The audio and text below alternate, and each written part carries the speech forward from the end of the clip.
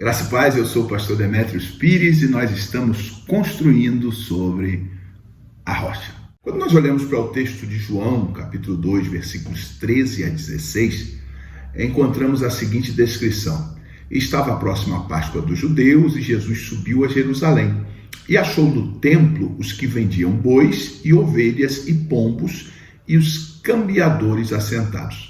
E tendo feito um azorrague de cordéis, lançou todos fora do templo, também os bois e ovelhas, e derribou as mesas. E disse aos que vendiam pombos: tirai daqui estes, e não façais da casa de meu pai casa de venda. O texto descrito por João demonstra o nosso Senhor Jesus em um momento de indignação. Alguns dizem que Jesus estava irado, outros dizem que ele estava indignado, zeloso pela obra de Deus. E essa indignação de Jesus foi demonstrada em plena festa da Páscoa no templo de Jerusalém. O momento nos mostra que Jesus tomou algumas atitudes. Primeiro, ele pegou algumas cordas e fez uma espécie de chicote. Em segundo lugar, ele lançou todos para fora do templo, também lançou bois e ovelhas, espalhou o dinheiro dos cambistas, derrubou as mesas e disse para aqueles que estavam ali vendendo pombos, vendendo animais: tirem daqui estes e não façam da casa do meu pai casa de venda. Uma pergunta que precisa ser colocada: por que é que Jesus tomou esta atitude? Por que é que Jesus se indignou? Por que é que Jesus se irou contra tudo o que estava acontecendo no templo em Jerusalém? Será que esse tipo de atitude é uma reprovação de nosso Senhor Jesus no que diz respeito ao recolher ofertas na igreja, ao arrecadar dinheiro? Será que nós encontramos aí uma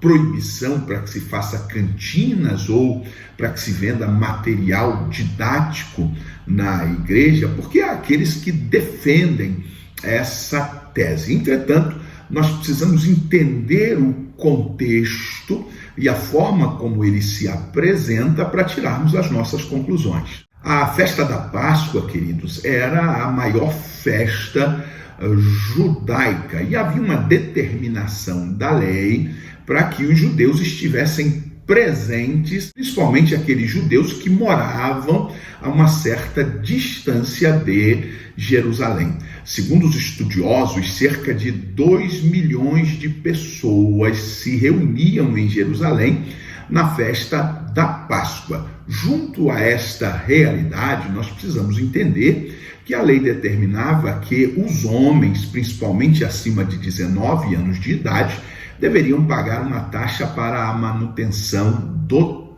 templo. E no templo só se aceitava um tipo de moeda. Era o chamado ciclo do santuário. A verdade é que muita gente vinha de fora, muitos judeus que estavam espalhados pelo Império Romano, acabavam vindo de fora para Jerusalém e traziam consigo o dinheiro romano ou o dinheiro das localidades onde habitavam, sendo necessário então fazer o câmbio para que eles pudessem pagar essa taxa de manutenção do templo, a fim de que os sacerdotes pudessem fazer os sacrifícios. Por isso, havia então o câmbio, haviam cambistas no templo que trocavam as moedas e também haviam aqueles que vendiam animais, visto que estas pessoas que vinham de longe, de outras províncias, de outras localidades, precisavam oferecer os seus sacrifícios. Até aí tudo bem, normal, a taxa tem que ser paga, há dinheiro que precisa ser trocado, há animais que precisam ser vendidos. Isso seria uma prestação de serviço, não fosse a desonestidade daqueles que operavam no templo. E de que forma eles se mostravam desonestos? Os cambistas acabavam cobrando taxas exorbitantes para fazer a troca das moedas, e os sacerdotes, em conluio com os vendedores, reprovavam os animais que eram trazidos pelo povo, visto que só animais perfeitos deveriam ser oferecidos.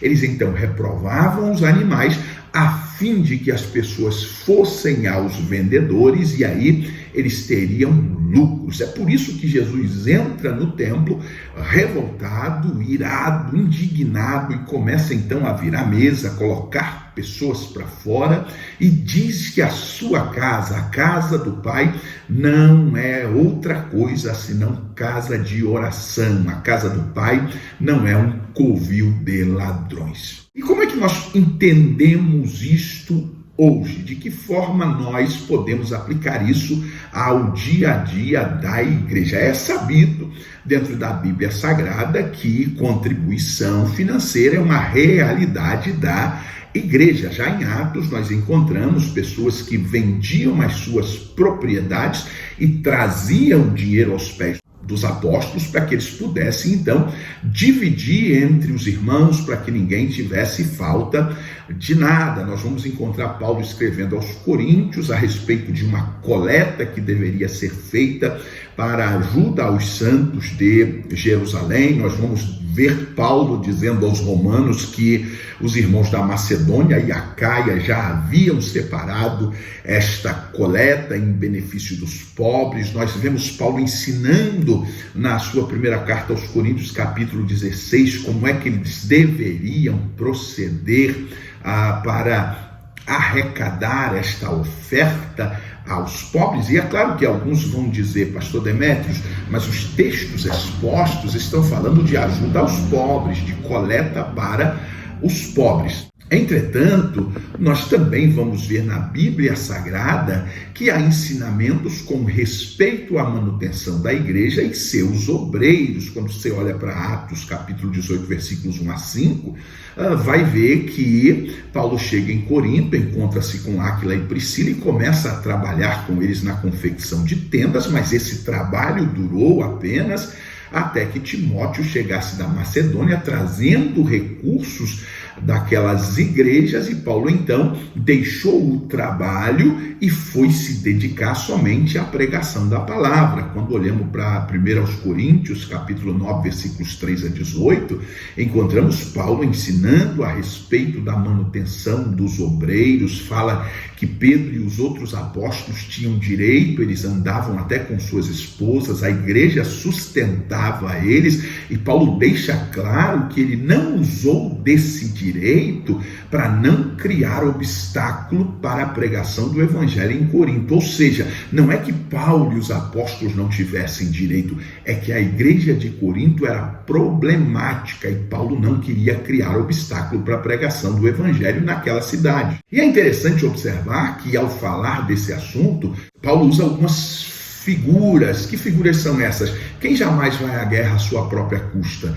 Quem planta a vinha e não come do seu fruto? Quem apacenta o rebanho e não se alimenta do leite do rebanho? Ou seja, se nós estamos trabalhando e trazendo para vocês coisas espirituais, nós temos o direito de recolher de vocês bens materiais. E Paulo ainda diz a Timóteo, primeira carta, capítulo 5, versículo 17, que os obreiros que se esmeram no ensino e que presidem bem são dignos de duplicados honorários, ou seja, deveriam ser retribuídos, deveriam ser pagos pelo serviço que estavam realizando. E aí a gente se pergunta novamente, como é que este texto bíblico se aplicaria à igreja, uma vez que é sabido que a igreja tem a sua prática de recolhimento de ofertas, que os obreiros precisam ser remunerados por causa do seu trabalho, que a obra missionária precisa ser feita. O que é que Jesus reprovaria nos nossos dias? E aí nós podemos dizer que o que Jesus reprovaria em nossos dias é aquilo que o apóstolo Pedro nos avisou. Primeiro, dizendo que no fim dos tempos apareceriam falsos mestres que por avareza fariam comércio do povo de Deus. É contra estes que os gritos de Jesus em pleno pátio do templo de Jerusalém estão ecoando. Pedro ainda disse que os pastores ou presbíteros não podem pastorear a igreja apenas olhando para essa como fonte de lucro. O que nós estamos vendo, queridos, são muitas pessoas olhando para a igreja apenas como forma de sobrevivência, gente sem chamado que acaba entrando no ministério para poder apenas sobreviver, pessoas que estão abusando da igreja, inventando formas novas de contribuição, pessoas vendendo água do Jordão, óleo ungido de Israel, sabonete de purificação, lâmpadas da iluminação dos caminhos, vassouras, canetas, lenços ungidos. Outro problema, como diz um amigo meu, é que alguns cantores e pregadores estão sangrando a noiva, sangrando as ovelhas do Senhor Jesus. É contra estas pessoas que nós ouvimos Jesus mais uma vez gritando: a minha casa é casa de oração e não covil de ladrões. A minha igreja não é um local para acúmulo de ladrões, acúmulo de pessoas que só pensam em dinheiro e enriquecer. Assim sendo, ouçamos a voz de nosso Senhor e Salvador Jesus Cristo. Contribuição é uma realidade na igreja. Manutenção da obra, manutenção dos obreiros é uma realidade na igreja. Mas usar de tudo isso como forma de enriquecimento é um pecado que o Senhor Jesus não pode tolerar. Que Deus em Cristo continue vos abençoando abundantemente.